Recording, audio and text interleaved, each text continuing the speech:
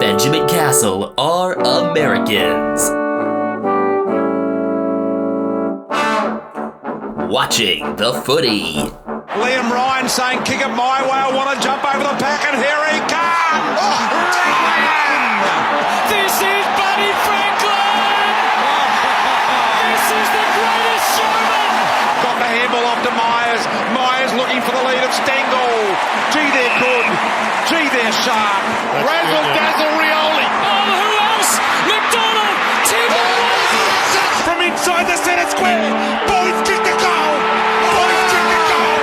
From inside the centre. Foul. Oh, they can't believe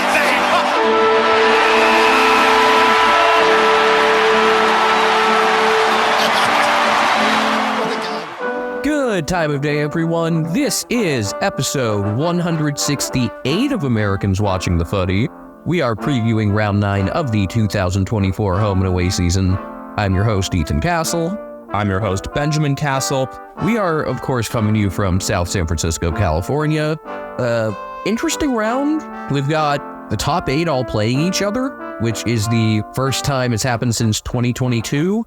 And the 6th time since finals expanded to 8 teams in 1994. Here's my issue, though. Of the other 5 games, I only see one of them as really cracking. Do we want to just spoil now which one we're really hyped up for? Wait till the end. Oh, here's another theme. 8 of these 9 games were double ups last year. Only 3 this year. So just some scheduling quirks there. I don't want to waste too much time because we've got some Mad Libs to get to. So how about we jump into the Blues and D's at the G, which is, pretty much where they always meet. It's their 21st of 23 meetings there since 2007. And I assume were the exceptions like 2020 or 2021? 2020 was one of them, but that was scheduled to be under the roof before. They were just also played at Marvel in 2009. 2005, they played at Optus Oval? Oh, Icon Park. Yeah, the Princess Park. God, they were still playing games there that recently. So this is 8th versus 4th. The Blues coming off a 1-goal loss to Collingwood, and the Demons coming off a somewhat narrow win against Geelong. I know from the notification from the app, Melbourne is bringing back in a premiership player, which could refer to a few people. Although looking at the notes you have here, I have a feeling I know who it is. Oh, really? I think. And then I know Carlton are making 4 changes. Yeah, 4's right. And some of those seem pretty easy to figure out. At least who's coming in, less so who's coming out. They might have to manage a couple dudes. But I guess instead of dicking around, we get into the Mad Libs. Yeah, so, well, actually, first we should mention this was a double up last year, and then they played a third time, and a couple of them were really close. Yeah, there was the difficult to watch Thursday nighter in round 12 last year, in which the teams kicked a combined 14 goals, 21.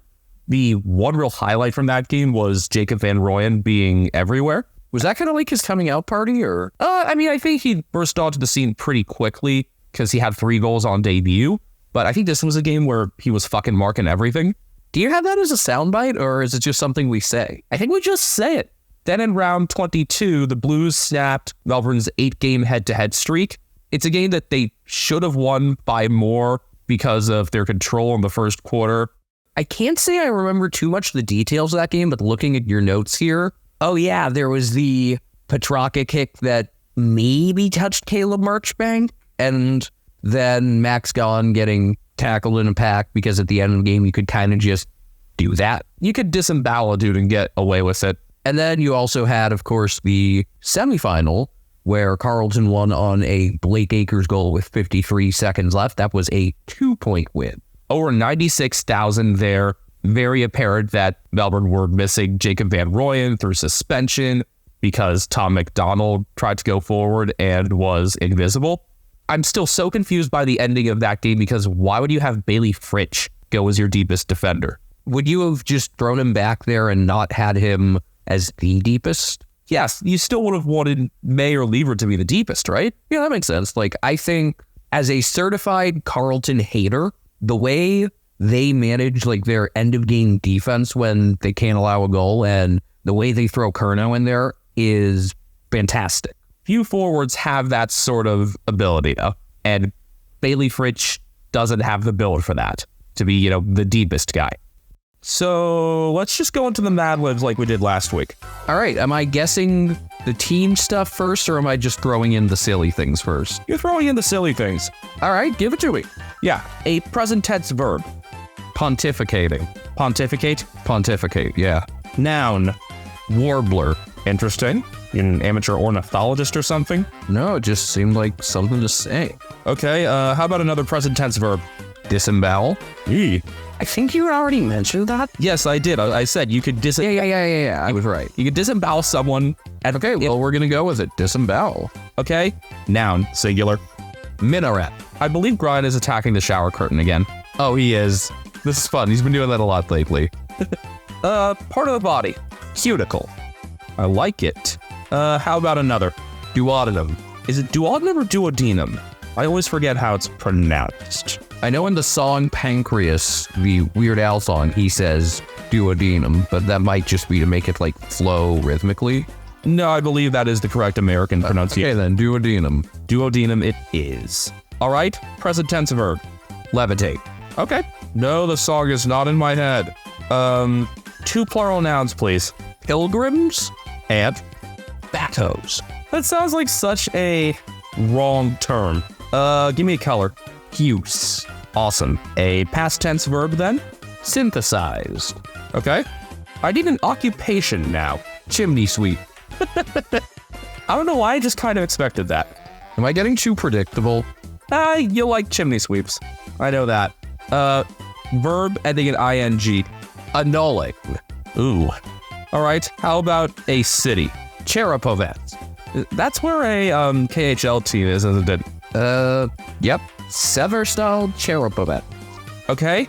Nouns for the rest of this. A singular noun? Cockle. Okay. A plural noun? Meat hook. Okay. And one more singular noun. Bilby. Bilby? Bilby. Like the Easter Bilby. Now I want to know, how popular the Easter Bilby is relative to the bunny. Okay. So you are correct with the number of changes for each team. Carlton have 4, Melbourne have 1. Who are the ins for the Blues? Marchbank? No, actually. He will be missing at least another week. Mitch McGovern? He's 1. Zach Williams? No, he's actually an out. He could not get over the glute injury, which forced him to, I believe, be subbed out. I'm surprised he was even able to play after that horrible assault by Ollie Henry a week earlier. Fucker should have been suspended. Although nobody flops as hard as Igor Shesterkin. With how good of a player he is, he just doesn't need to do that. He's really bad about it. Yeah. Anyway, has he received an embellishment penalty? I don't think so, which he should. Let's see. Jack Martin? They're not just throwing him straight back in. They actually are. Wow. And Ollie Hollins is kind of an obvious one. Okay, that's 3. So Hollins, McGovern, Martin, Brody Kemp. Yes, he's been looking good in defense lately in the 2s, and he got another opportunity. And he was my sleeper for this year just because I knew that greater defensive depth would be required. So no Jackson Binns or Jack Carroll. Coming out then. Well, you mentioned, I told you about 1. Yeah, Zach Williams. Yeah, that's 1.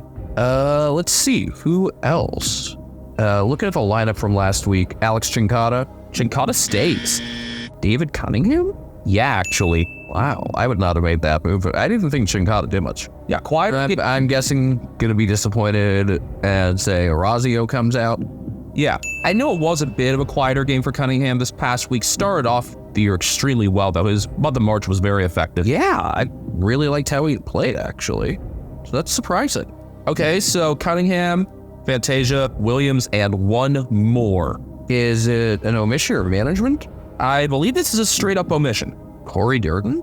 No, Durden stays. Lockie Cowan. So does Cowan. The only change in the forward line is Fantasia. Jordan Boyd comes back out? No, I actually really like how Boyd has played as a more aggressive small defender. It's a defender. Louis Jan? And I didn't even think he'd had that bad a game last week. Wow, that's surprising. Yeah, struck me as a bit of a surprise.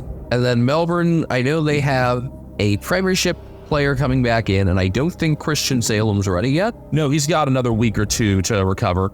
So then it kind of has to be, just looking at the notes, Jake Bowie.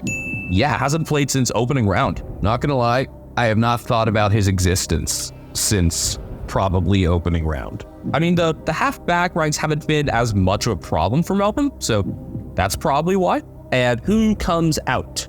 Taj Woden. Well, Woden stays. Bailey Laurie, who was the sub and didn't do much. Yeah, he was the sub 2 weeks ago as well and kicked 2 goals. I think that he was replacing Caleb Windsor on that occasion, but he just needs more consistent game time, and he's at a position where they've got decent depth. Well, that actually ended up a bit more interesting than I expected, at least on the Carlton side. I knew Melbourne's would be pretty cut and dry. Okay, so is it time for me to recite the Mad Lib that you created? Yes. I didn't come here to fuck spiders. See, we're learning your culture. I think that was an episode title before. Might have been. Carlton will pontificate back Jack Martin and Mitch McGovern for Thursday night's Warbler against Melbourne, but defender Caleb Marchbank has fallen short in his attempt to disembowel a back injury. Martin will play his first minaret of the season after recovering from a hamstring injury, while McGovern, cuticle, has also proved his fitness. But Marchbank will miss at least another week, while Zach Williams, duodenum, will also levitate out. Brody Kemp, who had 25 pilgrims and 13 backhoes in the VFL last week, I believe that's in place of disposals and marks. That was an excellent one. So Brody Kemp and Ollie Hollins have been recalled by the Puces, while Lewis Young, Orazio Fantasia, and David Cunningham have all been synthesized. That would be a weird mix of people and players if you were to synthesize them all. The D's have made just one change, recalling Premiership chimney sweep Jake Bowie and annulling Bailey Laurie, who was the sub for last week's win over Cherepavets. Bowie sustained a hamstring cockle against Sydney in opening round and has missed the past 8 meat hooks, but is straight back into the side for the Bilby at the MCG. All right, I think that went pretty well. Yeah, I'm impressed. And I think I spread those out decently enough. Yeah, that's pretty good. I need to come up with more like words that sound dirty but aren't. See, cockle was a good one for that. Even Bilby, honestly. I guess it kind of has the same like sequence of letters in terms of like consonants and vowels as dildo. Maybe. Duodenum just sounds weird. And backhoes is self-explanatory in that regard. Yeah. I mean, that could just... Damn, you know what? I gotta save a couple of these for next time. I'm gonna start making notes for this so that I have them saved. Maybe I'll have to do the same. Melbourne are 3.5-point favorites at present. I would probably favor Carlton by 3.5, but that seems pretty fair. Anything in like the kind of it's a toss-up range, I can live with. Do you think people are hesitant with all the players coming back without rehab assignments for the Blues? Or where do you think this might come from? I don't know. I think it was also at 2.5 earlier. I think it's just Melbourne's coming off a really good win and Carlton's lost back-to-back games. I think that's really all it is.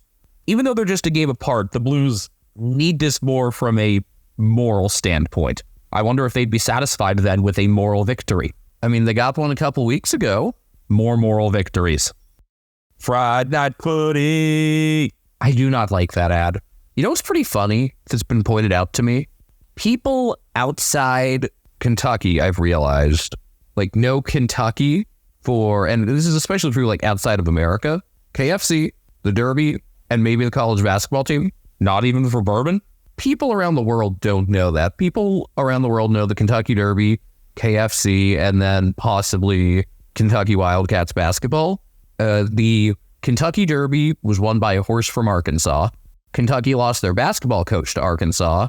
Tyson supplies KFC's chicken. Tyson is from Arkansas. And the Tyson family are very close with Coach John Calipari and helped lure him there. And I think they also had something to do with the winning horse. I'm not sure. All I know is it's fun. Kentucky is now just like owned by Arkansas. Yeah. How are they going to celebrate that? I'm gonna stick my dick in the mashed potatoes. Go Hogs. One of our favorite sound bites period ever. Was that after a specific win? No, it was like a guy who was just going around like interviewing fans at a tailgate and was asking him, you know, what are you going to do if you win today? Did they win that game? I don't know. See if I can figure it out. I hope somebody presents Coach Cal with a gigantic bowl of mashed potatoes. Let's see. The video was uploaded December 3rd, 2019. And I think that 2019 team sucked shit. Oh, was that the last? That was a Chad Morris team. So I'm going to say, no, they did not win that day. But if you're wondering why the mashed potatoes have holes in them, now you know. Actually, I think Chad Morris had been fired by that point. The last game of that year, they lost in Little Rock to Missouri. All right, either way, points been made. Cats hosting the Power, 2:10 a.m. our time, 5:10 a.m. Eastern time, 6:40 p.m. in Adelaide, and 7:10 p.m. at Geelong. Now, this is earlier by just a bit than your typical Friday game. Yeah, the Thursday time's still normal, 7:30 p.m. local, and also on FS2. But yeah, we do have a Friday doubleheader. That's because they don't want games on Mother's Day. Or as many, at least. Yep. I get. I mean, I am in favor of taking Mom to the footy. Well, you're supposed to take your mom and your kids and your nan to the footy, even though he's not playing anymore. Is that a song or something? By Picket Palace. Oh. Geelong have won 11 straight head-to-head meetings at home, and that streak started with a 119-point win. Both these teams coming off losses last week. One of them a little more embarrassing and damaging than the other. Yeah. More kind of looked like shit. Well, they kicked like shit, 5-18. If you haven't listened to our recap of round 8, you should do that. It kind of ripped into Ken Hinckley. And I mean, you could also extend that to Port's Doctors, but essentially they lost the game in both 50s. And then in the middle, they needed to rest someone that they didn't, and Connor Rosie probably would have been out for this game regardless. His hamstring strain is considered lower grade. It's the same deal with Lockie Jones, who had gotten off to a much better stretch of play than how he started the year. So unfortunate timing there for the Power. They should, however, be getting back the player that they clearly missed the most last week, because all signs point to Alir clearing protocols. Some shuffling could be done. Jackson Mead has been the sub 3 out of the past 4 games, and maybe he'd be one to come in. I'd just automatically say bring in Frank Evans, especially against the Cats. I don't think he's the type that would get booed. No, probably not, unless he did something during the game. And then in terms of halfback, Josh Sin has not gotten much AFL time yet, but his form in the twos probably merits some inclusion. Or maybe you could have Ryan Burton have a more mobile assignment. This will be his 100th game with the club if he does play. On Geelong's side, this will be game number 355 for one Tom Hawkins, tying Joel Selwood for the club record. And I think a lot of people's guess is he gets managed next week for the trip up to Darwin. I would not be opposed purely from the standpoint of getting Shannon Neal another opportunity. Yeah, that's part of it for sure. Anyway, other than that, Mark O'Connor and Brandon Parfit probably all come in. I think managing O'Connor and Parfit at the same time was a mistake. Yeah, I think just speed-wise, that was negative. And then, well, maybe Tanner Brune's going to be good to go after all, and they find someone else to manage because he's considered a test. It was shoulder soreness, not anything. Yeah, nothing structural. I'm not sure when the video of him and Ollie Dempsey at Jeremy Cameron's farm was recorded, but if it was recorded a couple days after the game, he looked fine. They basically tried to kick some trick shots at his farm, and one of them in particular was maybe this dude should be playing forward. Talking about Brune? Yes. I don't see many other inclusions here, even though you've seen good form from Oisin Mullen and Sean Manna in the reserves, because there's still a real necessity for better one-on-one defenders against the taller outlook for Port. What this does require, though, is a significantly better game out of Jake Kolajashny and Jack Henry. Maybe you manage Henry and throw Connor O'Sullivan in. I would guess that would happen in a different game, though, because you're dealing with Charlie Dixon and Todd Marshall. Not my idea of a great time. And maybe Port stack things even further with Jeremy Finlayson. I wouldn't be shocked if Ollie Dempsey gets managed in these next couple weeks. We've got back-to-back 6-day turnarounds, so maybe he gets managed in this one. Maybe that's how they end up doing it. Just someone's getting managed. I feel that's happening. Would be a reasonable way to get Manna back in. This was a double up last year. Port had a monster third quarter to win against a Geelong team coming off of a bye in round 14. They won that one by 38. That was Quinton Narkle's port debut. We've yet to see him at AFL level this year. He kicked 2 goals in that game. And even though Charlie Dixon was quiet, Narkle, Todd Marshall, and Jeremy Finlayson combined for 9 goals total. And then in round 21, Cats won by 12. 4-goal game for Ollie Henry, and a masterpiece of a game overall by Ryan Myers. And Mitch Duncan. It was kind of annoying. I was watching that game from a hotel in Nashville and had pretty crappy Wi-Fi. And it ended up being, I believe, our last win of the year, and Brian had a great game, and I was stuck refreshing and, trying to watch some of it on my phone, and I didn't get to appreciate it in full. Cats favored by 22.5, and I think that's 10 points too high. And I'm not just saying that to try to jinx things. I just think Port's defense will be significantly better with Aaliyah back. And on top of that, you've also got a forward line that can give people a lot of trouble just so long as they kind of kick straight. And even if they aren't kicking great, their set shot accuracy has been an issue, not just in this game. It can't be as bad, right? I don't think that will age as well as, last year. One of them's got to win, right? First round last year. That was fun. 70 minutes after the Cats had power bounce, you've got Freo and Sydney out west. 6:20 p.m. local, 8:20 p.m. for the Pacific states in Australia. For Americans, it's 6:20 a.m. Eastern, 3:20 Pacific on Fox Soccer Plus. 6th playing first, both coming off significant wins last week. I hate that this overlaps because I think this Friday night overlap is going to be 2 of the clear best games around. There are 5 clear top games, and we can argue about how cracking games are, but I think the tiers are pretty clear. The question that I'm going to have for you is which game is number 6? I'll have you answer that at the end. I'm just letting you think about it now, because there's a clear top 5, and I'm not going to fret over ordering them. I have my opinions. I'll tell you which one I think is number 1. I kind of made it no secret for a while. But we've got to figure out how to make it 6.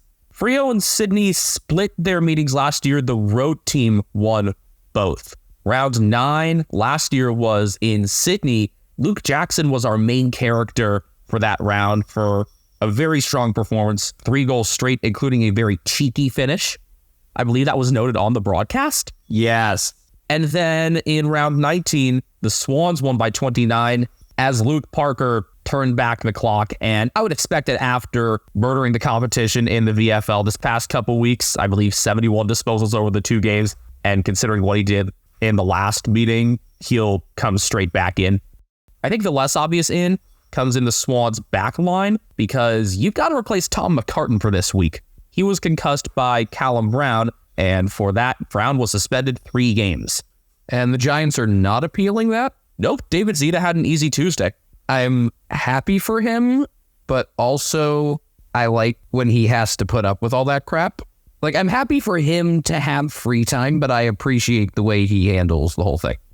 I would say bring in Joel Hamling for a club debut in defense, but he played forward last week in the reserves. Don't exactly get that, because I thought the defensive depth was something they were really after when they got him.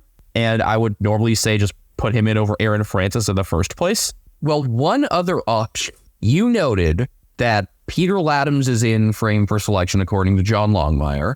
That is mostly because of the possibility that Sean Darcy could play and the Swans would want to match up more properly in the ruck.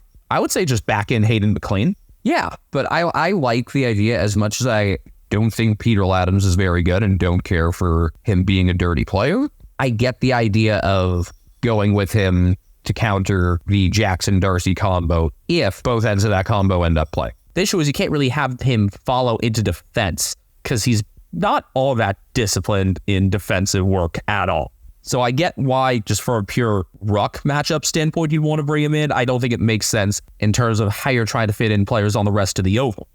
Sounds like as of now, Darcy is likely to play, which I found that surprising just because he's had other injuries this year. Sam Switkowski needs to get through contact training. He's been out since, I guess, before Western Derby. Obviously, Richmond was not much of a challenge, but I like the way the Dockers have played these last 2 weeks, and that's without one of their more important forwards. I think Switkowski, and I've said this before, is one of those guys, his numbers might not be all that great, but he's critical to their structure. The Dockers were also able to manage Nat Fife this past week and only bring him on as a sub. And that was after one of his best performances since winning the Brownlow the second time in 2019. So he'll be fresh for this game. Otherwise, just being on a 5-day break, there's some potential for management there. One article suggested that maybe they could bring Sam Sturt in for Michael Walters after Sturt had 4 goals for Peel Thunder. What, just manage Walters? Yeah, on the short break. I think Walters is fine. Considering how he played in Western Derby, you could say that he took that game off. He's been much better since then. Looking at the schedule, this is a really unforgiving stretch of games for Frio. The one considered easy game out of these next 4 weeks is the Saints at Marvel, and just any game against the Saints is a bitch because Ross Ball, and even if the Saints struggle, that would be like very trap gamey. Sydney enter as 5.5-point favorites on the road, and with just how securely they played last week and no issues in their depth other than the one out, I'm more okay with that. I think it'll just require Dane Rampy and Lewis Melligan to be more secure in their defensive one-on-ones, and I will trust Melligan with that easily. I would probably set this line a little bit higher. 8.5, maybe 10.5. I don't know. We're starting Saturday by going out to Launceston for the first time this year. Hawthorn hosting the Saints. 1:45 p.m. local. For Americans, Friday night, 11:45 p.m. Eastern, 8:45 Pacific. This game is 16th versus 14th, but there's a lot more intrigue than that, especially with how so much of the 2 meetings last year revolved around James Sicily. And if he is able to play through the shoulder and ankle concerns, then he'll obviously be the focal point again. You may recall that last year, round 11 was when he had his career game. Not only did he have just a career game in terms of the numbers, along with how many intercepts? 22. Yeah, wow. Also 8 intercept marks, 11 score involvements, second only to James Warple, tied with Will Day. 17 contested possessions, and still 90.7% disposal efficiency. Yeah, this was maybe the best ball-moving game any defender played last year. The combination of ball movement and the actual intercept defending, like, I don't know if you could do better. It was Jacob Kaczynski with the go-ahead goal, and Luke Roost who sealed it. The Hawks kicked the last 5 goals to end up winning by 10 when it just looked completely lost about midway through the 4th. But what was the other reason why this was a perfect James Sicily game? Because he got suspended. Yes, he bumped Anthony Caminiti. I think it was just a 1-game suspension, but still, it was James Sicily. And then in round 20, the Saints addressed all the main issues from that meeting 9 weeks prior and turned it around to win by 29. Instead of letting Sicily roam freely, they had Cooper Sharma just stay on him the whole game as a reverse tag. And I think that was one of the savviest coaching moves of last year, bringing back, I guess, the reverse tag like that. You've seen it from Will Hayward the past couple years, but otherwise, I don't really know too many of those annoyance jobs outside of Will Hayward, and I guess Robbie Fox a couple times for Sydney as well. It was also just nice. You got to see Ross Lyon actually make some adjustments. And it was one of the faster-paced games that the Saints played as well, breaking down Hawthorn with really fast rebounds, which they're always able to do from the middle. I just want them to do it more from defense as well, because they just tend to move at a snail's pace once they get a defensive 50 intercept. Like, this team has speed, and I wish they used it more on the offensive side. And when you've got players like Jack Sinclair and Liam Henry, who might be back for the first time since round 2, then there's no excuse for not having that speed. I had been very unexcited about the Saints for a few weeks.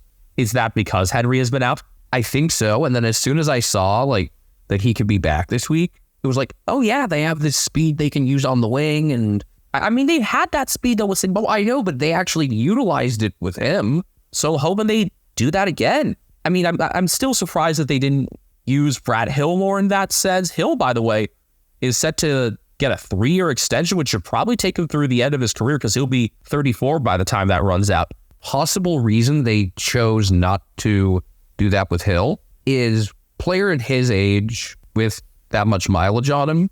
You know, you're looking at kind of not just managing him in terms of like number of games throughout the year, but also in terms of wear and tear. from within games. So Henry seems like an easy inclusion if he is healthy. Oh yeah, if he's good to go, he's got to be in. This is also a milestone game for their captain, Jack Steele, as it'll be his 150th game with the club. 167th overall, count him among the former Giants' best 22, best 18 with ease. Trying to think of who could come out of the team for this. Hugo Garcia was a little down last week. We mentioned Tim Membry's been quiet. I wouldn't love taking Garcia out just because I think you want him to kind of stabilize. As a younger player, you want to get him into a flow. And if you got a guy like looking over his shoulder and getting taken out every couple weeks, that's not going to help with that. We've had quieter showings lately out of Matthias Filippo and Ryan Burns as well. As much as we like Filippo, if you want to back in Membry but still shake things up in terms of forward outlook, that's one to change. And yet with all this we're talking about, I think the Hawthorn changes will be more interesting. How long is Mitch Lewis going to be 1 to 2 weeks away? This is as ridiculous as just like Geelong saying short term. Well, no, Geelong does the same thing with guys being 1 to 2 weeks away. They just, would have said it as short term. So really, Hawthorn's just trying to be Geelong. If you can't beat them, join them. But Geelong doesn't have an equivalent of Gilderoy Lockhart. No, thankfully. But yeah, Hawks, other than, I guess, getting Seamus Mitchell back in, he was managed. I don't know what you do, really, change things. Mabior Chol will remain out, as will Lewis and Ned Reeves, who had hand surgery. Otherwise, I thought Reeves was a chance to come back in as a taller marking forward option to kind of flex him with Lloyd Meek, who has been in career form. Meek against Rowan Marshall. That's what I'm really looking forward to here. One obvious in is Luke Bruce, who will be available for the first time since round 3 after suffering a groin injury before the gather round. There, we haven't used that in a few episodes. Maybe just let Watson play down on the twos instead of having him be the sub. I think there are enough questions in defense, though, trying to match up against the mix of King, Hayes, if he stays in, Marshall. Cam McKenzie got subbed out. Maybe he's one to get a game off. I think just in terms of managing whatever this combination is there, you could slide another defender into the mix, whether it's Jai Sarong or finally Ethan Phillips, the Fothergill Round Mitchell medal winner. That's a tongue tire there. I just don't think there are going to be too many changes made in general by the Hawks, because why would you change much after this past week? Saints are 8.5-point favorites. My guess is the Hawks kind of don't have much left in the tank after last week, and kind of a wet fart, and they lose an ugly one. They do lift in Tasmania, but I'm not enthused by this game for them, especially if the Saints are able to control the pace. Even though Hawthorn have gotten some more experience there in the middle and have shown some better endurance, especially against the Bulldogs last week, that was what impressed me so much, is that they were able to match up physically and continue running with and bodying up against that Bulldogs midfield mix. As much as I like the way Dylan Moore's played lately, I would think the Saints are going to try to really limit him. Is he the one to whom you would send Marcus Windhager? Yeah, definitely do that. That actually makes a lot of sense. This could also just be a game where you get like a human centipede with Finn McGuinness and Jack Steele involved. I could see this being a very low scoring game where the Hawks don't even crack 60. Hope I'm wrong. What are you thinking, like 84 to 58? Yeah, something in that range. But somehow, like, it's a final score that'll just look ugly, whether it's because of a lot of behinds or there's something very unappealing about what this game is going to look like. And that's why I'm hesitant to put this as that number 6, as much as I like the idea of some of these individual matchups. You know, Benjamin, 78% of our listeners are between 18 and 35 years old, so they probably want to start a podcast like we did. How did you know that number, Ethan? Thanks to the analytics we have for Spotify for Podcasters. Formerly known as Anchor, sorry Frio fans, Spotify for Podcasters has tools that allow you to record and edit your podcast from your phone or your computer. No fancy software needed. It's so easy you can edit it while drunk. And Spotify for Podcasters doesn't just allow you to upload to Spotify, you can also distribute your podcast on platforms like Apple, Stitcher, and more, just like we do. Best of all, it's completely free. Not only is it free, you can even make money from listener support or ad revenue. Hint, hint. Download the Spotify for Podcasters app or go to podcasters.spotify.com to get started today. As a reminder, if you want to follow our thoughts throughout the week of footy, you can follow us collectively at Americans Footy on Twitter as well as Instagram and YouTube. Individually, I am on Twitter at BenjaminHK01. I am on Twitter at Castle Media, and Brian Harambe is on Instagram at CaffeinGrind. So we've already gone over 3 of the 4 games involving 2 teams in the top 8. Here's the 4th. Essendon and Greater Western Sydney under the roof. This is in the middle Saturday time slot, 4:35 p.m. local time. So for Americans, 2:35 a.m. Eastern Saturday morning, 11:35 p.m. Pacific Friday night. Essendon sit at 5-2-1 after defeating the Eagles in Perth by 6 behinds, really. They are 1-7, however, on the moral ladder. Their only expected score win thus far, actually against Adelaide, which seems kind of backwards. All part of the is Essendon good? This is by far the best game Saturday. So it's kind of funny the way things shook out, that it's in the middle of the day slot. Normally the mid-Saturday slot is like nap time for me. This will not be. I mean, maybe it'll turn into it if the Giants just demolish again, but I don't think they should. Giants are 6-2 in third after losing Sydney Derby 27.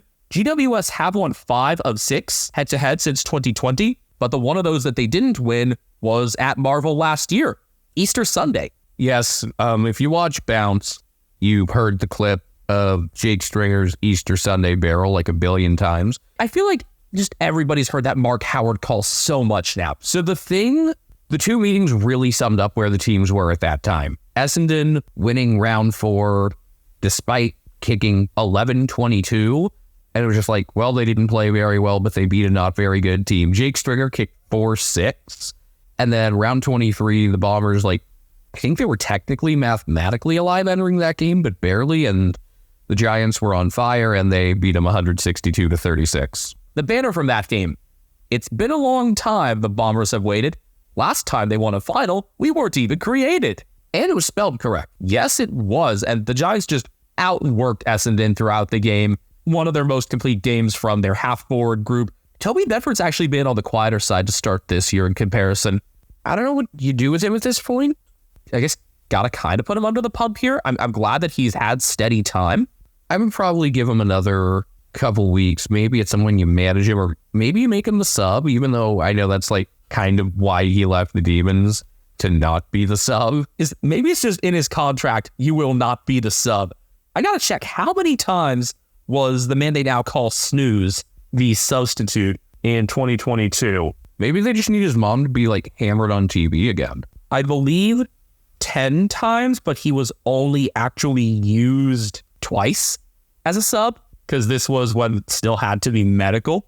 Back when unused subs were a thing. Back when they were commonplace, as opposed to 6 times since the start of last year. In terms of half forwards for Essendon, they really kept things steady there in terms of having good number of resting smaller forwards, but Alwyn Davey Jr. hasn't had as much impact as of late. I'd say he'd probably be under the most pressure, especially if Jai Menzie is healthy. He's been nursing a shoulder injury since round 6. See, Davey, it's a tough one because that's another situation you want him to develop. He's someone who I believe is supposed to be, a pretty key figure in the club's long-term plan. I'm going to guess we're going to get Draper in, and maybe if you feel that he's really good to go, I guess you could manage Todd Goldstein. I would think sometime in the next few weeks that's due to happen. Where I'd said they each are due to get managed, and they now done it with Draper kind of, although it was also kind of an injury thing. I almost wouldn't want to poke the bear that is Kieran Briggs here by saying, he's been down, maybe you only need 1 ruck against him, because Briggs isn't the revelation that he was last year. He was not in for that first meeting. That was still Matt Flynn at that point. I think it was round 10 where they brought in Briggs, and he's played every game since. Made you forget that Braden Pruce existed until he pulled his hamstring running out onto the field in the 2s. He and Dre Greenlaw should get to know each other. I might have made that reference once before. I actually don't think you have. But considering I don't think you managed Goldstein against North, I think you definitely let him play that game. If you're managing him within the next 3 weeks, it's either this game or Dreamtime. So I don't know, maybe you just ask Goldstein what he wants to do, because obviously he hasn't played in Dreamtime before. Maybe you save it for round 12 and don't play him against the Suns. I don't know. Goldstein against Wits, though, I mean, Draper against Wits, I like more. was it also against Gold Coast where Draper had his goal of the year? I believe it was. Jeremy Cameron had better ones, but it was still cool. The Giants have some more uncertainty in terms of Tom Green's status. There was no structural damage to his ankle, and he might be good to go. They will be getting back Steven Canelio, so big help there that they won't have to be without both of them again. But how do they configure the forward group with Callum Brown out for the next 3 games? This will obviously mean a more magnified role for Aaron Cadman, who's just quietly been putting together a pretty good season. I believe he's scored at least 1 goal in every game still. That might just be it. It's just let Aaron Cadman cook. And you've got some viable tall options that are waiting to emerge again, like Connor Stone, who has really developed his forward craft in the reserves, as well as Max Grzyewski, or is it Grzewski? It's just Max G. Well, he was their second draft pick in 2022 and has yet to get a game. They were really focusing on forwards that draft, I guess. Yeah, I would throw Xavier O'Halloran further forward as well.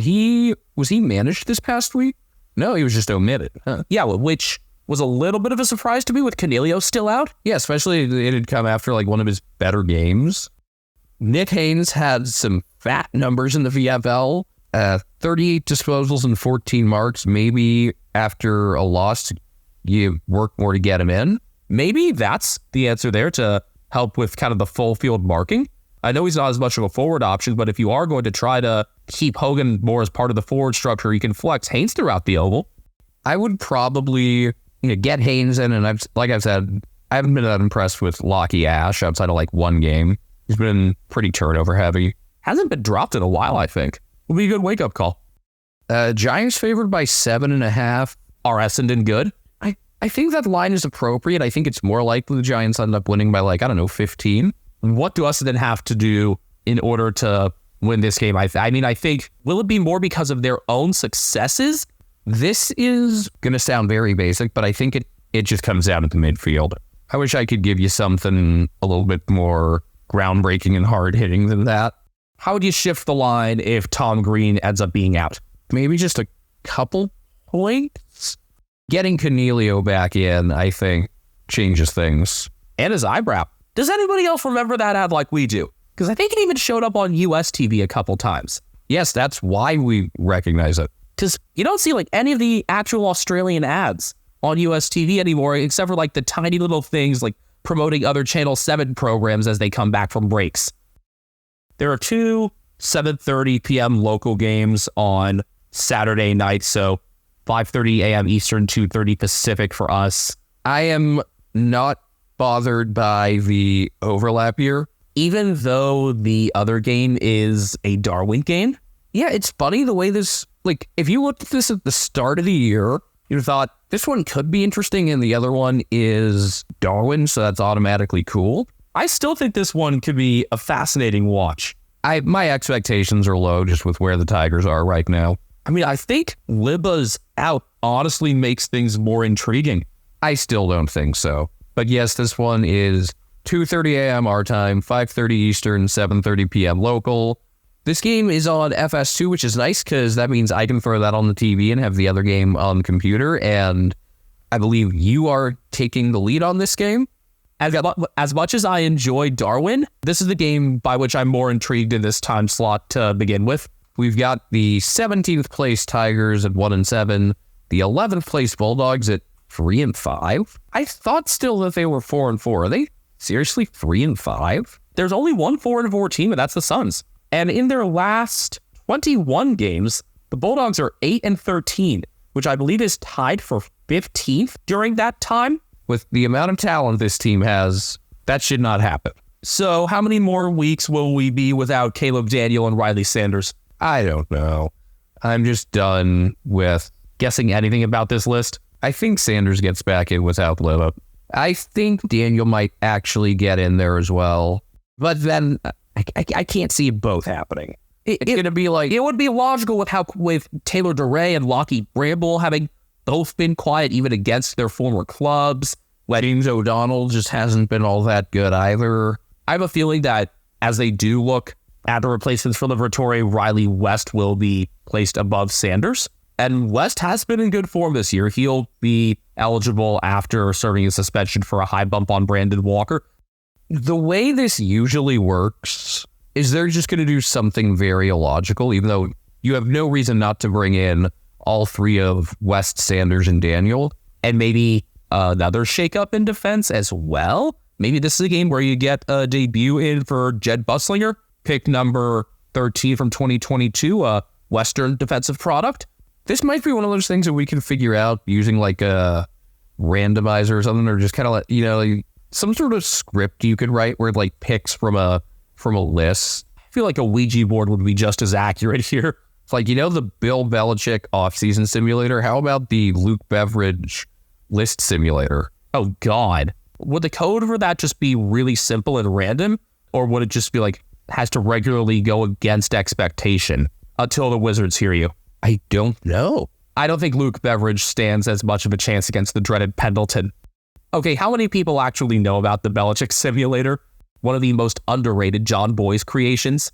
I can't get that excited about this game. Once again, the prospect of what if the Bulldogs lose is hilarious. And I like watching my Kelty Lafau. And after a week or two of not doing anything all that special, I would think we're in for some Shea Bolton magic. I mean, one game or two since he did like awesome stuff? Might have been a couple, which doesn't happen all that frequently. I would not expect. He was solid against the D's, but nothing to show your non-footy watching friends, which I think is a good way to evaluate his Shea Bolton-ness. The Tigers could be getting some big reinforcements, though. All of Noah Balta, Jack Graham, and Dion Prestia could be in the frame to return. That will help, especially, I think Balta and Prestia are the more significant of those two. What's timetable on Tim Taranto like? Because I still feel that is the most significant. Taranto alongside Hopper, it's those two together that are really damaging. Hopper's still a couple weeks out, and Taranto from that broken wrist, 4 to 6. I mean, if we're looking at it, we saw last year, like, if you had to choose only having one of the two, I think you'd rather have Taranto. With that trio of players coming back, maybe Camden McIntosh goes out, especially after having been the sub 2 weeks in a row. I don't think he's done anything like objectionable. Earlier in the year, he did. I can see Sam Banks coming out. Thompson Dow played so well against the D's that I don't think you react to one quiet game. Yeah, he was mentioned in one or two of the articles. That's why. I want them to keep putting time into Thompson Dow and Tom Brown. That's a big thing I want to see out of this year. This matchup is not a double up this year, but it was last year, and the Dogs won both. That round 4 meeting wasn't all that crazy in the odd quarters, but the even ones were pretty entertaining. It ended up being pretty wet in the second half, and in a game the Bulldogs ended up winning by 4. I more remember Richmond just because they kicked 7 of their 11 goals in this 15-minute stretch of the second quarter. I think I snapped through part of that game and was surprised by it. I'm not sure. I remember waking you up and you seeing the final score and being completely confused. By the way, we've had pretty good weather so far this year. It looks like that's going to continue this week. Yeah, that's going to be a little rain Friday morning, but not enough to really have like any bearing on anything. And also with the New South Wales teams both being away. The more recent meeting in round 21 was just a Marcus Bontempelli masterclass in a 55-point Dogs win. Richmond rested Trent Cotchin and Dustin Martin, and as expected, the Bulldogs absolutely breezed through the middle. This time around, the Dogs are 18.5-point favorites. As much as I am interested in how they look in the middle and can match up without Liberatore, I still think they've got plenty of pieces there, even if they don't play Sanders, to win this one by a few goals. Have the people betting on this game not watched Richmond the last couple weeks? Maybe they're just as confused about Luke Beveridge's selection as we are, and we'll see some more movement on the line once teams are announced. I'm sorry, but I don't think, unlike Hawthorn, I don't think Richmond have just like the matchup ability to overcome just the fact that in their present form, they're not very good. So, for multiple reasons, not just because you've got the lead on the game, you're probably more keen to take a look at our first Darwin contest of the year. And that's where you're wrong. If we were doing the Saltines again, this would be a one Saltine game. Gold Coast hosting North up in Darwin. This has been a Darwin matchup before. I think it was in 2022, right? I think they played North and Hawthorne in 2022. Yeah, and then last year it was the Bulldogs and Crows, yeah. Yeah, and the Suns are 4-0 in their part-time Darwin tendency. So I'm fine with this 43.5 point line in their favor. It's hard to get excited about this game other than a couple of the individual players. Like, how does Sam Closey bounce back from a quiet game? Jared Witts against Tristan Cherry, when both have been in very good form as of late, particularly Cherry. And also the key forward battle on opposite ends between Ben King, who kicked 5 straight in the Suns' round 6 win last year, a 43-point win where the Kangas just didn't show up for Todd Goldstein's 300th. And then Nick Larkey, who single-handedly said, "Fuck this tank, we don't need Harley Reid," and proceeded to kick 9 goals in their closing round win last year outside Hobart, a 35-point win. And with both defensive groups not being stellar, I mean, I could be entertained by this just being a somewhat high-scoring affair, though maybe the length of the ground discourages that a bit, because this is the longest ground in the league, longer than Launceston. It's tough to get excited about this game because North have been pretty bad, while the Suns have been good against bad teams. I guess I'm going to try to focus on Colby McKercher in this game. He's gotten a bunch of the ball, but I don't think he's done. What does it do? I don't think he's done all that much with it. I would love for him and Harry Sheasel to both be rotated inside more, but I just don't see Clarkson doing it. I mean, he played George Wardlaw at halfback for a bit. Wardlaw versus Matt Rowell could be really fun, though. Is that one of those crater in the middle of the oval matchups? Yeah. Just tell me why I should be excited about this game. Again, I mentioned just the potential for a high offensive output. I would hope that Joel Jeffrey is able to play in front of his home crowd after what he did there a couple of years ago and how he's looked pretty solid, playing in a pretty versatile role. Often starts at halfback, but can do a lot all over the oval. Maybe you can bring Jai Farrer in as well after a 5-goal performance, and I think just his second game back from injury in the reserves. Oh, that's a little fun thing. Bailey Humphrey had a blast up there last year, so getting him back in, at least we'll get that. Yeah, I imagine that'll happen because he was managed last week. He loved the experience up in the Tiwis. I think his big game was against the Bulldogs last year. I just remember him kicking a goal and then high-fiving a bunch of people that were standing behind the goals. I think there was a good celebration in there too. I forget what exactly it was though. Did he try to hit the gritty? I forget. Probably could do it better than Zach Bailey. Most of us can. I would hope also that North could bring Will Phillips back in because they just, I think, could use a little extra. Imagine the combination of Wardlaw, Powell, and Phillips going up against that midfield trio for the Suns. There's some intrigue. This could be a real physical midfield game. I mean, Tom Powell got into the teens for disposals in one game this year and still had more tackles than touches. I guess the other thing you could do to get me a little bit intrigued about this game is oh, hey, North's not playing an early game or a Sunday game. So, yeah, I won't have other than more footy, all that much to pay attention to. So I guess that. Is this the 7 game or is this the Fox game? Because obviously the Suns' second game in Darwin will be a national broadcast. Richmond and the Dogs is the 7 game. Understood. And it's the Fox Footy. This is going to be on Fox Sports 3. I mean, everything's also on Fox Footy. This will be on the 503 channel as well, I guess. Yeah. This is a double up this year with North hosting the reverse fixture in round 17 under the roof. For a double up for these teams to not have at least one alternate site game would be very strange. Speaking of under the roof, Collingwood will be playing a home game there. It's the sensible one against the Eagles. They also have one against the Dogs later this year, though, I think. Yeah, for some reason they've had 2 in a lot of years as of late. And it's not always, and that's a less sensible one. This one makes sense. Wouldn't expect a huge crowd to come over from the West, especially on Mother's Day. Oh, I think there's enough buzz and watchability about the Eagles that it'll be better. Better doesn't necessarily mean good, though, especially with both teams missing a few pieces. My intrigue for this game is who's going to kick the goals? Well, you'll start finding out 8 p.m. here on Saturday night, 11 p.m. for the East Coast. In Australia, 11 a.m. Western, 1 p.m. Eastern time. I think Eagles fans have gotten pretty used to Sunday brunch footy. In terms of who kicks the goals, I would say Jamie Elliott if he's healthy. I'm guessing Brady Hoff goes to Bobby Hill, considering his performance against Charlie Cameron and that Bobby Hill is, a similar player does a lot of ground level. That seems like the most sensible option there. And Hoff has done a good job on those mobile small forwards this year, so that would be a fun matchup. He's got the endurance for it, that's for sure. Otherwise, Reece McGinnis coming back in, or a chance that Jeremy Howe plays forward? Yeah, being down Myachek and McCreary and Schultz. This gets interesting. And DeGoey. Well, DeGoey was already out, to be fair.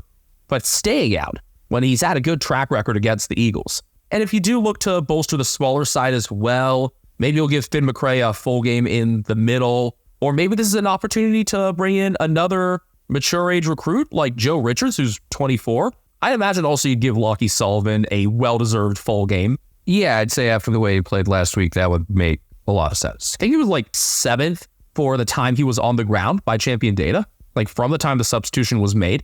Now, I don't always agree with Champion Data, but I think it's a good place to start. Especially in terms of moving the ball out of the center. Again, without DeGoey, McCreary, and Tom Mitchell, who's got appendicitis, that's an obvious decision for Craig McRae to make. And he usually does make the logical moves. I want to trust Adam Simpson to do the same, but I've seen some hesitancy to give guys debuts, so I'm not overly enthused. I know you've wanted Zane Truin, and now that's not possible because he got concussed in the twos anyway. But Harvey Johnston could get into the 22, good outside mid option. You can look more inside and some run into the forward group.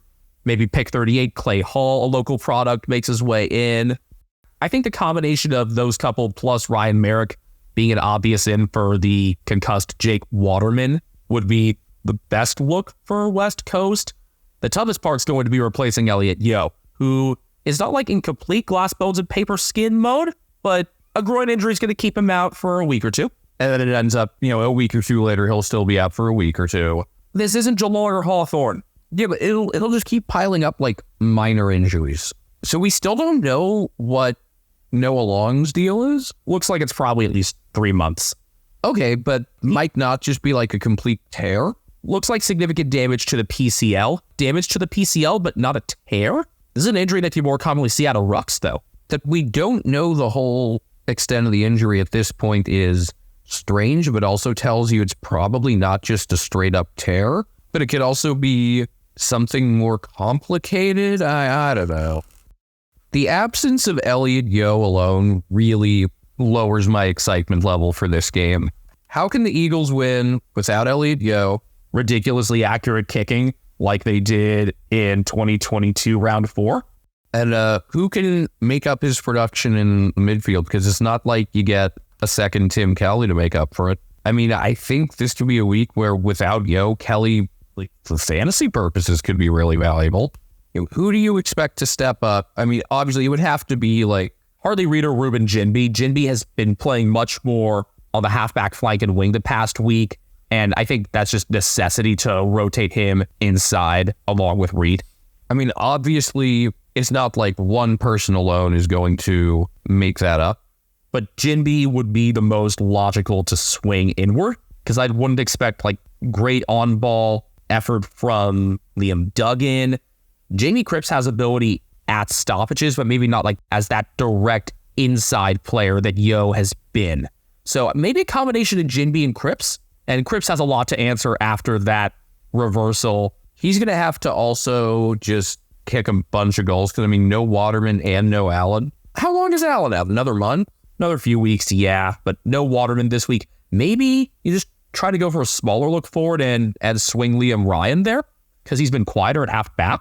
I'd like that. Other than that, just Jack Petrocelli and Jack Darling are going to have to be good. And I think Petrocelli can also have some of that run from the middle. So if they are able to create things from clearance, the combination of Petrocelli and Cripps will need to be a big factor. Problem is, I think, like for a guy like Jack Darling going up against a defense that intercepts as well as Collingwood's can, and even though Darling's been fine, he hasn't been like especially great, but he's playable. He's proven himself to be AFL level lately, which is encouraging at his age. But West Coast will need to create a lot of goals on the ground. The angry eyes are a sign, isn't it? And the teeth. No, the sign that he's going to respond to you. And the teeth. Do they only get that when you get a red hand? I know, but like the angry eyes, the eyes go angry. Oh, yeah, my real form. Is that all? I'm going to have this one too.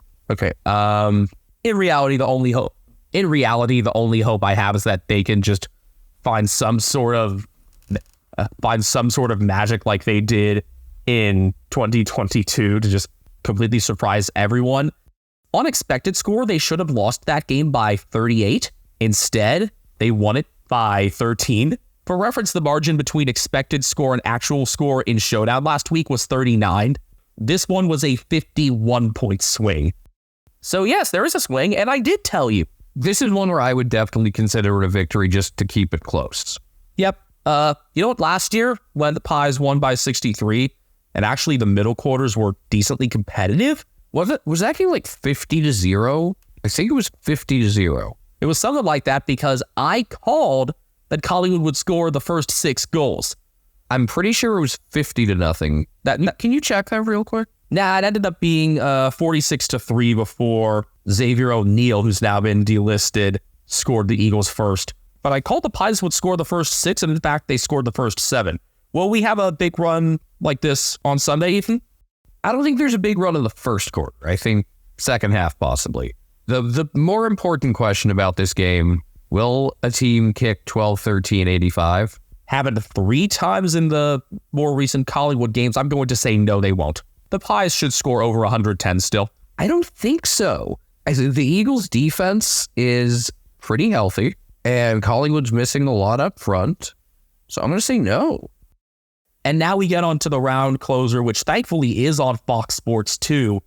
Easily the most cracking game that does not involve teams in the top 8. I think this is the most important game of the round, as much as Port and Carlton are in spots where they need to win, as much as we can learn a lot about Essendon and if they're actually good. We've got 2 teams at 3 and 5 that both have finals aspirations And both soundly defeated their rivals this past week. and you could also look at this and, you could even have said that both of these teams had been considered top 4. Brisbane, obviously, the much more conventional of the two. But Adelaide, look, I had said, there's been this trend of someone from outside of the 8 making the top 4 the next year. And the 2 most logical teams for that would be Adelaide and Geelong. Well, I think it's clear as to which one of them is more likely now. But with the Crows and Lions closing the round at the Adelaide Oval, this just seems like a proper nighttime matchup. I think also just Adelaide Oval seems like a proper nighttime venue, and it's probably the best looking venue, especially at night. It helps if the grass is in such perfect condition, which I don't get why Optus on the wing, especially the wing near the camera side, it always looks so yellow. Is it something about lighting during Eagles games in particular? I don't know. I think it's a thing during Freo games too. I'll look for it this Friday. But yeah, there's a lot on the line in this game. But yeah, this seems like a real proper night game, and we should get some good sunset and hopefully some nighttime views in the second half, because it'll be a 3:30 p.m. bounce at the Adelaide Oval. So 4 p.m. for Queensland and the rest of the Eastern Australian states. 2 a.m. Eastern Sunday morning, 11 p.m. Pacific Saturday night in the U.S. Again, glad this one is on FS2. The importance of this game, and I think that we've got storylines now. We have the Crows coming in off of their best game of the year. The Lions coming in off a game they very much controlled despite all their injuries. Does Logan Morris get another game? I honestly think Morris comes straight into the 22. Wouldn't it make more sense for him to be in like Lincoln McCarthy's spot? McCarthy's a bit more flexible, a bit more mobile, especially with Zach Bailey out. That's a bit tougher of a piece to replace there. I guess we can jump into looking at that then, because there are going to be at least 4 changes for the Lions from last week, with Gartner and McCarthy lost for the year to ACLs, along with Noah Answorth being concussed and Brandon Starcevich being at least a month out in all likelihood with his calf injury that he had a few minutes before the bounce. And that was what caused all the Logan Morris zaniness in the first place. By the way, Morris is actually currently second in our main character vote, behind The horny one? Yes. I have not voted. I am just letting the people decide, because I think they're all good candidates. I imagine that the 2 subs from last week, because it kind of ended up being 2 of them, Harry Sharp and Logan Morris, come into the 22, and Kalashi does appear to be available. He would be straight in, I think, regardless at this point for the Lions. I think he's one that you would have in the best 23 regardless, maybe as the sub for his versatility, but in this case, I think he might just be the 18. Fun fact, if you're like a super laid out, you're still listed under the player stats. I guess that's just something they never changed. I don't know. But Starcevich is still listed. Yeah, so all three of Noah Answorth, Lincoln McCarthy, and Brandon Starcevich have zeros on everything except Answorth 15% time on ground, McCarthy 5% time on ground. I wonder that if you look back to last year, if Scott Lysette is listed for the game where he was that, like, right at the first bounce out and Dante Visentini made his debut. Unlike Visentini, Morris's parents did not have to scramble to the GABA. They were already there. Okay, Answorth did record 4 pressure acts. That's like it between those 3 guys. I mean, that just tells you how quickly everything happened. So you're looking at Morris, Sharp, and Achi straight into the 22 in all likelihood. That's 3, though. We got to figure out a 4th. I think you know where I'm going with this. Shadow Brain. Shadow Brain. Shadow Brain. He's getting recognized throughout East Coast footy media circles for his form in the VFL. And with a hole there at halfback, even with Achi in, I'd rather see him over Madden or Tunstall. Like, I've liked how Tunstall played, and then he was not very good against... Who was it they played after Geelong? Why can't I remember? The Orange team. Yeah, he was not very good against the Orange team. I just think seeing him go young here would be really entertaining between Reville, Morris, and Brain if they do let him in.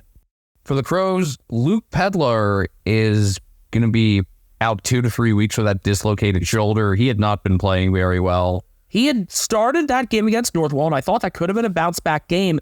There was question if maybe he would have been lost for the season, but after seeking some opinions, he'll continue to try and push through and train. In the immediate sense, though, I don't think there's all that much that you'd change, even with some good form at the 2s. With how hesitant Matthew Nix was to give Dan Curtin a debut, he probably won't give Billy Dowling one yet. If there's one in, maybe Lockie Gallant after 5 goals into Sandful. I know you're going to mention Harry Schoenberg. Who would you bring him in for? Now I got to figure this out. It's tough because, like, who do you take out? I mean, Ned McHenry, maybe? Maybe Bub McHenry down to the sub where he's been good in that role? Yeah, but I also would be in favor of elevating Brody Smith back into the 22. So there's like, do you take out Braden Cook after just 1 down game? It's tough, but I like Schoenberg. Oh, for the first time, I did ask somebody, what does this guy do for a living? And the answer was, work for Barstool. Ugh. I mean, I can see it. Like, visually, he gives off that. Like, kind of like Big Cat vibes a bit. No, just kind of like dumb. Pretty blunt there. Wow. Again, I like Harry Schoenberg, so take that, like, I don't know. Harry, we like you for how you play, and also because you just don't quite look like we'd expect a footy player to look. And that's good. It will be nice for these 2 teams to be trending upward at the same time, because that's just not how it's worked the past decade plus. The Crows won 7 straight head-to-head from 2013 to 18, and then right after that, the Lions started their run of top 4s and have won 5 of 6 since, including a 6-point win at the GABA last year in round 22. Let's see, the Crows lost a close game. What do you think happened? There was a stretch where they dominated and didn't kick straight. Yep, 2-5 in the 4th. That was Hugh McCluggage's best game of 2023 with ease. Only got 3 votes for the whole season, and they were all from that game. The one Crows victory over Brisbane since 2018 was last year in round 11. I don't think he actually got any votes for it, but that was maybe the most we've been impressed with Josh Rochelle in one single game. Do you remember much of this game? Yeah, I remember the Crows just played really well. I think that was around finale. Seems right. It was a 17-point nighttime win. I know that. And I don't think it was quite as close as the score suggested. I don't remember the 4th quarter being especially gripping. Yeah, it was final game of the round. Yeah.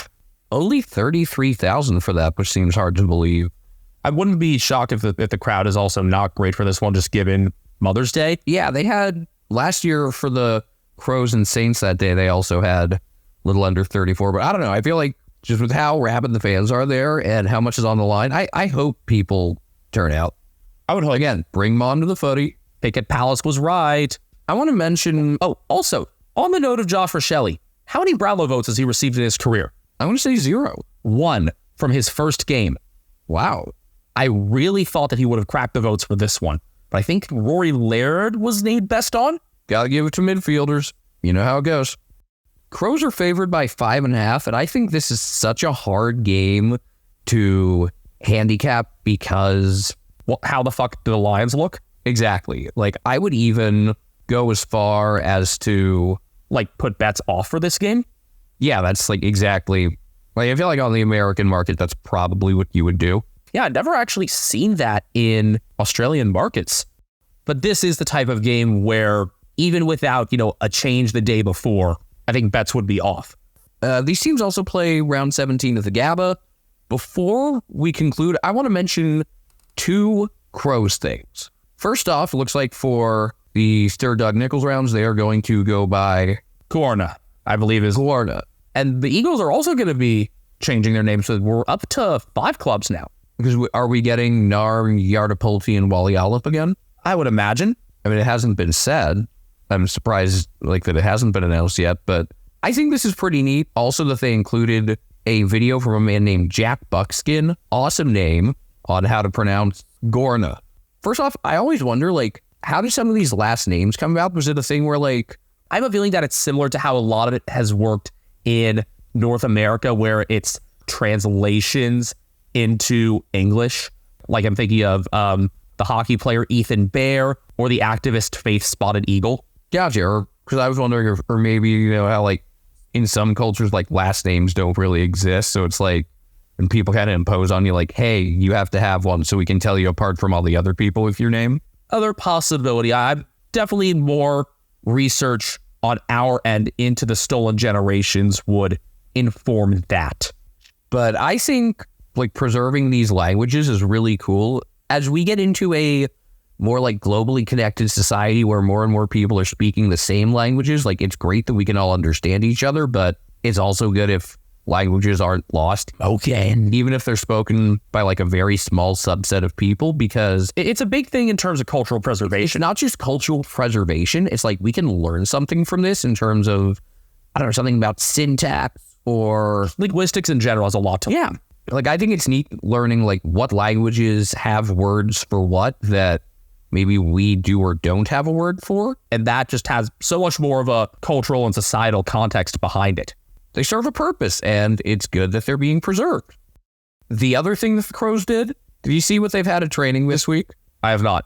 A giant screen showing the replay of Showdown, which is a very college football move, and I absolutely love it. I'm surprised the Pies haven't done that. Or would it be more of a Blues thing? Well, there was some Pies fan that left a letter on the door at... Or some sort of sticker or something. Yeah, at Holden's offices. Yeah, I saw that. I feel like that's low effort though. Because I like what the Crows do, because that's just the most college football thing I've ever seen in footy. Main character for this week, Ethan? Shit, I haven't really thought about this yet. Are you going on or off oval this time? I think you've had 2 weeks in a row where you've gone on the oval, so that opens things up for you. A shoelace. It's on the oval though, because there's going to be a review, and it's going to be called a goal because it went off someone's shoelace. Or called a behind because it went off of a defender's shoelace. Is this a case where a shoelace is actually meaningful without the shoe? I mean, there is no shoelace without the shoe. Shoe and shoeless. One is meaningless without the other.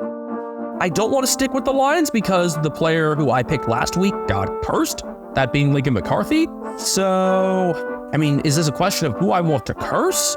It hasn't happened enough that you can say that you have any sort of power.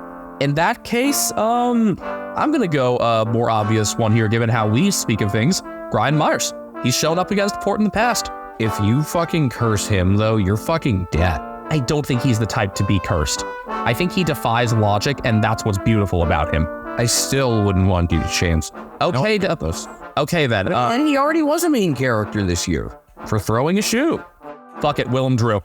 Ooh, actually, I have another idea for a character. Something in a locker room is going to get smashed, whether that be throwing something in celebration or in anger. Someone's going to throw a water bottle or something, and it's either going to knock a hole in the ceiling because it was done in celebration, or dent a locker because it was done in anger. What about breaking a pane of glass on the door? Oh, and you never answered. Which game do you put at number 6? Because we know the top 5 are the 4 top 8 games and Adelaide Brisbane, but I have Adelaide Brisbane as number 1 and then Carlton Melbourne and Essendon GWS as 2 and 3. I'm not sure which order, but what do you have at number 6? That's all I care about. If Sicily plays, Hawks and Saints for some slightly sickos reasons as well. And if he doesn't? Honestly, maybe Pies and Eagles. Fair. I think I've just got to default to Hawks Saints, and I'm not especially inspired by that or any of the others of those. We'll find things to inspire us, and we'll At least one of those games usually, in a week where you have like this whole block of games that you see as like unremarkable, at least one of them usually ends up good. We'll talk about all that and more on Twitter at Americans Footy. I'm at Castle Media. I'm at BenjaminHK01. Brian Harambe's on Instagram at Cat Named Brian, and pretty soon I'm going to try to get a video of him chirping at the reflection on the wall, like of the sun off my shower curtain. If that sounds convoluted, it'll make more sense when you see the video. Brian versus shower curtain. That's my number 6.